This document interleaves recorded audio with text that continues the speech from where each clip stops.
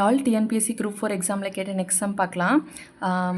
There are 80 students in a class அப்படின்னு சொல்லிடுறாங்க. அப்போ மொத்தமாகவே ஒரு கிளாஸில் 80 ஸ்டூடெண்ட்டு. அப்போது 100% வந்து 80 students.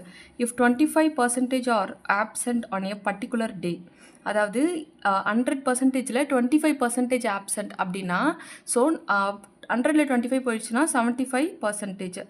So find the number of students presented இந்த கிளாஸ். அதாவது 75% ஸ்டூடெண்ட்ஸ் எவ்வளோ ப்ரெசென்ட் ஆயிருந்தாங்கன்னு கேட்குறாங்க. இப்போ ஈக்குவல் டு எக்ஸ். ஸோ நமக்கு எக்ஸ் என்னன்னு தெரியணும். அப்போ இது ரெண்டுத்தையும் க்ராஸ் மல்டிப்ளை பண்ணால் we will get the answer. 100% into x equal to 80 into 75%. Percentage cancel.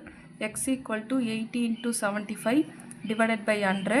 Cancel out பண்ணால் 8, 10, திரும்ப கேன்சல் அவுட் பண்ணால் 4, 5, cancel out பண்ணா 1, 5.